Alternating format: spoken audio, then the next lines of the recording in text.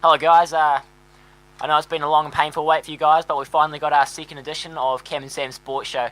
And today in the studio we have Mr Craig Stevenson. How are you today? Very well, thank you, Cam. Now Sam's going to rip out a question for you. Go ahead, Sam. Okay, on the All Blacks test against Ireland, there was obviously a big talking point was Steve Hanson's team that he announced to play Ireland. What do you think of the team that was selected as the starting lineup? I think they proved on Saturday that they were the right men for the job.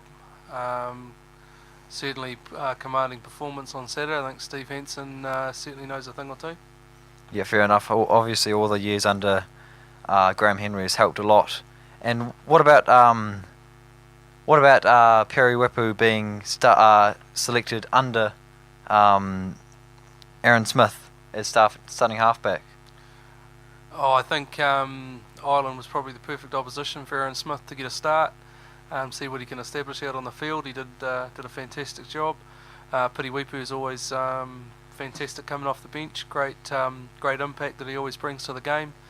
I don't think Perry's definitely not an 80-minute halfback, so and I think he finishes games off well. So I think that's where the All Black selectors see him.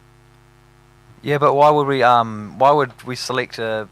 We've only got two halfbacks in the squad. Why would we select a halfback who isn't a 80-minute halfback in Perry Whippu? I think the All Black selectors have come out and said that they don't see halfback as an 80-minute position anyway, because of the amount of running that gets done. They're more looking at two guys to look after that halfback spot throughout a game. And they've stuck to that over the last few years, and it seems to have worked. They do say at the moment that Andy Ellis is in the form of his life, but he's a bit old for the job. What do you have to say about that? I don't know how old Andy is. He's certainly younger than me, and I think he proved in the weekend that he's still a formidable opponent as well, and he'll certainly be around the All Black framework, I'd imagine, going forward. So do you think there'll be quite a bit of swapping and changing between halfbacks like Perry Whippu and Andy Ellis himself? I think without a shadow of a doubt this year we'll see quite a few different combinations out there with injuries and with the selectors looking to establish a bit of a squad going forward. Yeah, we'll definitely see some changes. Sweet. So another talking point was Aaron Smith as starting halfback for the All Blacks. Do you think Steve Hanson made a good choice about putting him in starting? I think he played outstanding on Saturday. I think very similar to Sam's question. Oh, sorry. Well, my document's not loading properly. So. How about you actually listening to the questions, Cammy?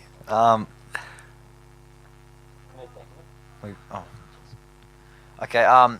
So obviously we absolutely smashed Ireland 40-10 or something like that.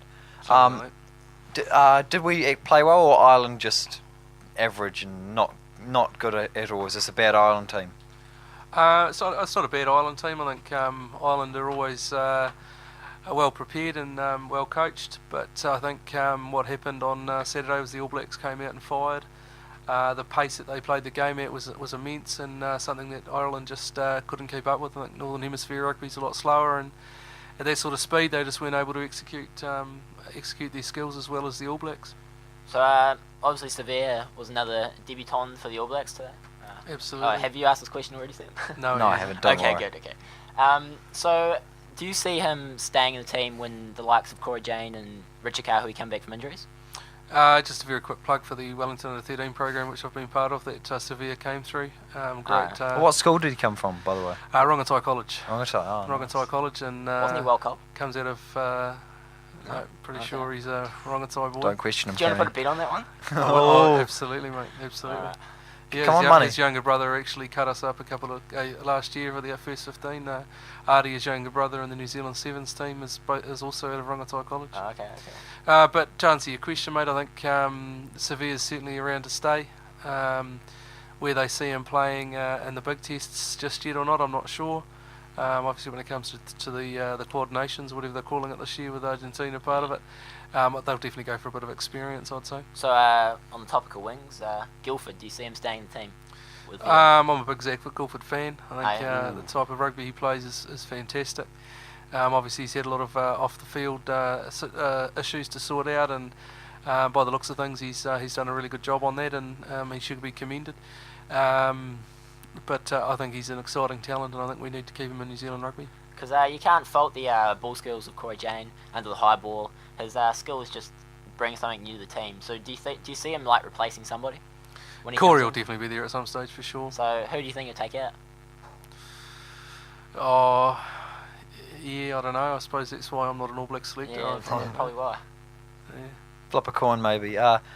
How do you reckon we'll go against South Africa and Australia? Do you reckon we'll dominate them, seeing as we've done so well against Ireland, or are they going to be a completely different story? Yeah, look, I think they Australia obviously had a couple of pretty rough performances. South Africa looks strong again, but under their new coach, I think. How will we go? I think by looking at the performances against these Northern Hemisphere sides that we had in the weekend, I think the All Blacks by far are looking the most accurate of the three teams. But you just never know what they're going to bring up against the All Blacks. Did you watch the Wallabies game on the weekend? Fell asleep halfway through it, actually. I thought Guinea sparked a lot to the back line for them over the weekend. They had a loss to Scotland. Did you watch that game by any chance? 2 weeks ago, so 2 weeks ago, yeah. So what do you think? The Wallabies are a weaker side, or do you think the Southern Hemisphere teams are to come stronger? I think Australia are possibly just trying to find their feet still. Obviously, their pool of depth isn't quite what it is over here, and I think Will Guinea is an outstanding talent. Yes. They're very lucky to have him. I think Robbie Deans, as much as he hates to admit it, is working with less skillful people, perhaps. I don't know. Fair enough. He does have Pocock and Guinea, as you said, though, who are class players, and he's even said that Pocock is better than McCaw. What do you think about that? He can be better than McCaw, but if he's got a front five that won't support a fantastic Lucy like that, then there's not much hope. Yeah, true. So obviously the other debutant, Rhodey Retallick, size 17 feet. This is just a small fact for you. He's size 17 feet. That's interesting. Yeah, it is. Fascinating. What impact do you think he made on the team over the weekend?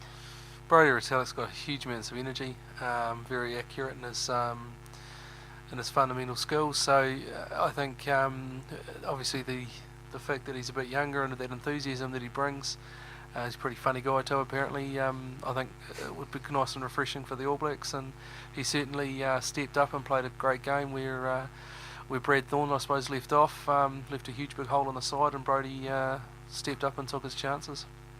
So do you reckon he'll continue to start as an All Black? And like I said earlier, I think perhaps when you get into the big test, they might have a look at some more like Williams and like Ellie Williams, going for a little bit more experience possibly, but Brody is certainly there or thereabouts.